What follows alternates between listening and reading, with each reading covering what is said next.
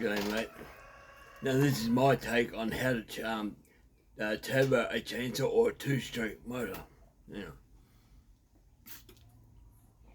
Now I think it can be done. It can be done quite cheaply if you've got the right gear. The bit of smarts about you, common sense. But would it work on a chainsaw? Probably would, but it wouldn't last very long. Things like heat, when you get to heat sinks, as soon as something warms up, it'll cook your saw bad, big time. But I think it would work really well on an ATV or a two-stroke motorbike, because you got airflow, it will dissipate heat. So we'll talk about how this will be done. Is it possible? I think it could be done. So I've got a turbo. The reason I'm doing this, guys, I don't think I'll be around doing this. I don't think I'll be living around long enough to do this. I'm losing my strength in my back, and I'm not as strong as I was. I'll keep doing what I can while I can, but I thought I'd just show you this, what I believe it can be done and how it will be done. Now, I never knew what this is called. I saw Charles Briscoe, he done a video on reversion, a two-stroke reversion, and I never knew what that was called, but I now understand what that is, and that this is based on that reversion, because I've seen it before. Now I've seen where I've seen the worst is this metallic block, okay? Now what was called on this thing here, the muffler was so blocked up with stainless steel wire to make it quiet, the exhaust couldn't get out quick enough. Heat built up in the saw, the rings got hot, and they started losing their springness in them. So I ended up pulling apart, poured it, cleaned up the rings.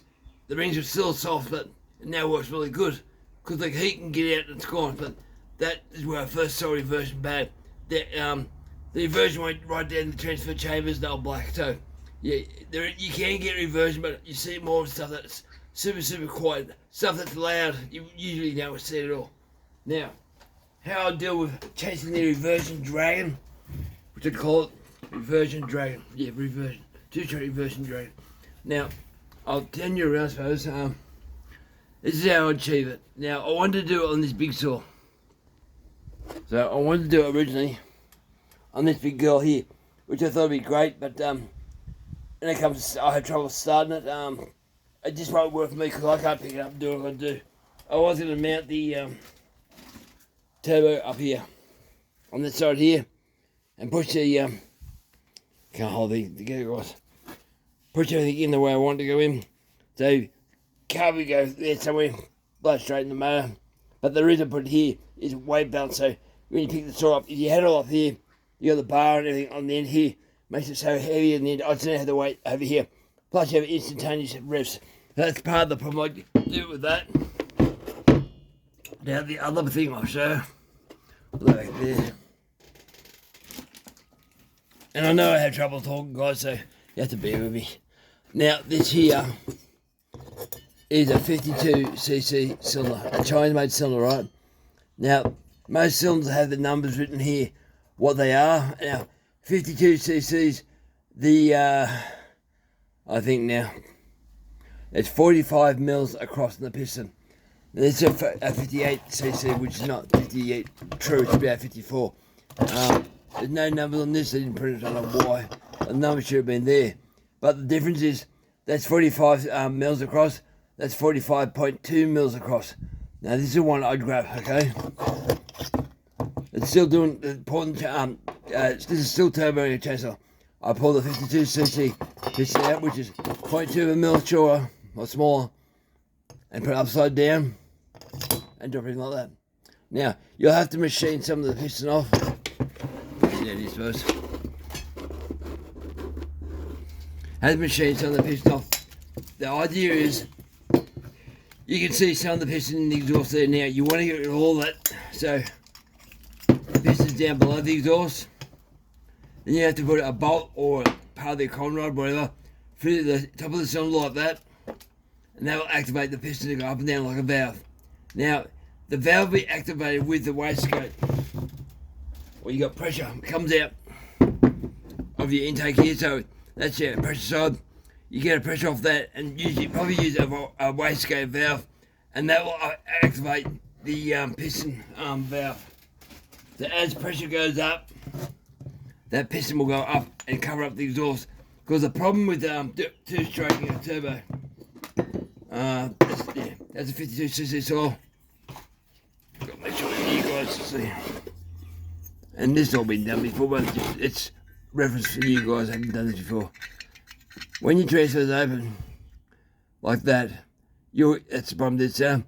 Your exhaust is open too. So what you need to do is you need to close the exhaust off just a bit to allow transfers to get in, and most fuel or air can stay in as much as you can. You got to add restriction. Now that's the Reversion Dragon. So if you put your hand out the window at 70 miles an hour down the freeway, you'll feel the air blowing against your hand, or 110 k's. But if you do that, you don't feel the air that much. It flows out. Now that's just a straight open exhaust airflow. That's what two-strokes work on. But if you're going to do turbo, you need to restrict your fuel air. So that's what this valve's all about. So your piston will be upside down. I can't do this. It's why I'm doing a 58cc. Oh, it does go. Not all cylinders will let you put the piston in upside down. Try it out. Now, you'd have to cut part of that piston there off to drop that down. That way, when you have a rod going up and down here, you'll be able to adjust it. As the pressure goes up, you'll shut the saw off, and you'll add a bit of boost to the saw. Excuse me, guys. You add boost to your saw. I'd say two-stroke motorbike. Add boost, and they'll keep some of the pressure and stuff in the cylinder. Now, I'm not talking about 10 psi and all that. I'm talking about 3 and maybe 4 psi pressure in the saw, and that is still a huge boost. Now, that's not the only problem. Now, if you're going to do this, your biggest problem on a two-stroke 2 is also your crankshaft seals. You can always put a plate over your seals to keep them in, but if you boost this thing up too high, you'll blow your seals out. Your motor will get hot, it won't lubricate. I would suggest run 25 to 1 until it gets worked out. I'd also say when you've got more air, more fuel, you probably have to advance your timing to get the fuel to burn, otherwise it won't work.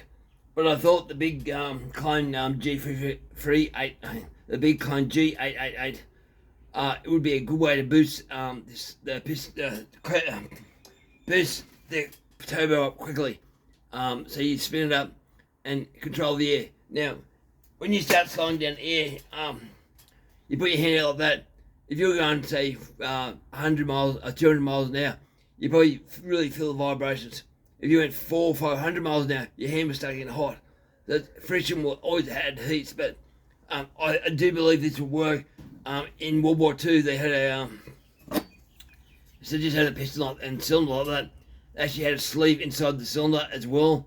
The piston would go up and down, and then the sleeve inside would also go up and down. So as the piston went up, the sleeve would go up to a point and come down as the piston comes back down, and they work together. But the sleeve would also go up and down and turn and open and shut the intake valve and the exhaust valve, and they were making huge amounts of power. And that was at the end of World War II. They were deemed unnecessary, unreliable, because they weren't finalised yet. They weren't, all nuts and bolts weren't worked out. They were going into the jet era, so jet planes became the most not wanted thing. There's more mechanical parts in this, but they were producing unbelievable horsepower per litre. But the way I'm talking about here, if you're on a motorbike, so I'd have the cylinder mounted. I'd have the cylinder. Oh God, it's heavy. I have the cylinder mounted at the front like that, upside down. Okay, so your piston will go up and down. And it wouldn't move fast. It only move just a tiny bit to act as a restrictor. So as your piston goes up and down like that, to where your pressure is. So when your pressure goes up to say 2 or 3 psi, your piston will go up and start blocking off your exhaust. Now you have to knock some, use your imagination and knock some of the rim off that air. Your piston will go up, add more restriction, which will add more boost.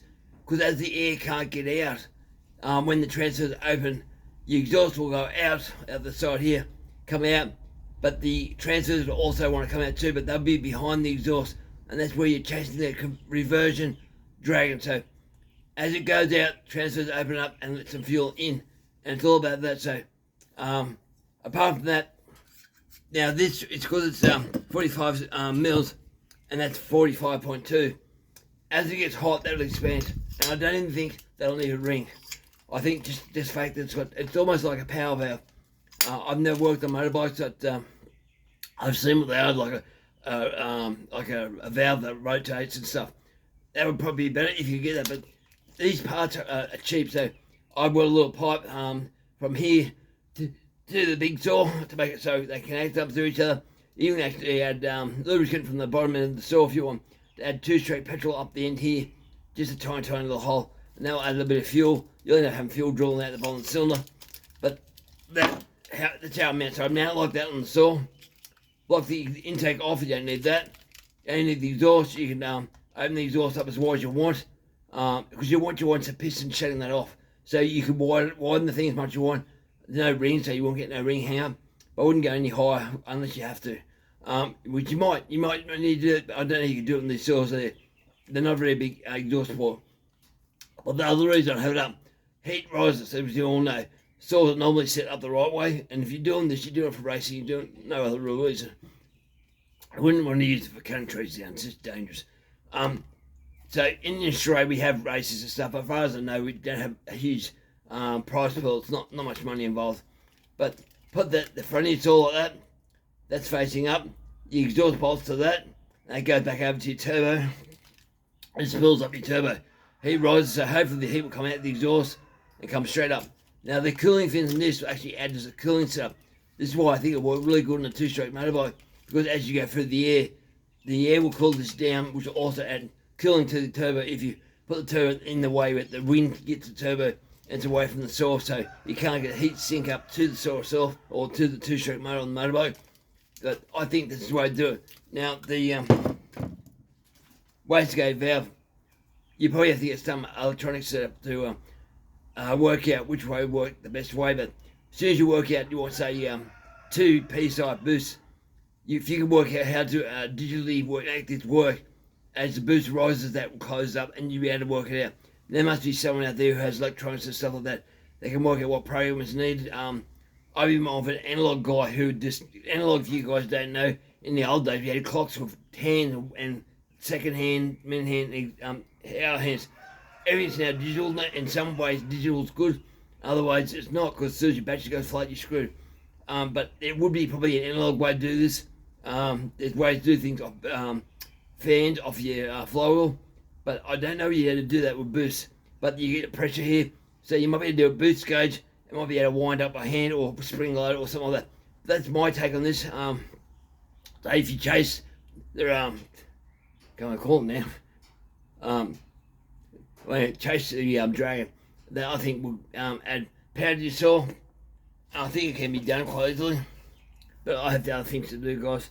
Family matters and all that stuff. But anyway, guys, I hope it makes someone think. The Reversion Dragon, yeah. So just think about, as your air goes out, if you let all your air out, as soon as you transfer it open up, it will boost, it will blow them straight out. But you need to slow them down just enough so normally the sound waves bounce, come back in a bit. You're not doing it no more, you're actually holding them back in there. So as soon as the exhaust gets out, you're retaining a bit of heat, which is your problem. But you're also letting all the air and fuel stay in as long as you can. And then your piston comes up, close your exhaust port, and your air and fuel stuck in there. So you will add a bit of boost, but how much? I don't think you'll get more than, say, maybe 5 PSI at the most. But then you blow the arse out. So your transfer case is only really thin die-cast aluminium. I've got another G888 in the shed as a kit. I was planning on reinforcing it, put an aluminium plate under the arse of it. But it makes money, guys, and I don't have the money all the time to do that. But I'd love to see stuff. If I was going to do it, I'd put an electric starter on the thing, just so you can and start, check, start, and But the way it is now, I don't really want to pull over a huge saw and say, oh, it's not working. Do some more work and have to pull over again. But yeah, have fun chasing your Reversion Dragon. But I really think it can be done. All right, guys, over and out. Thank you for watching.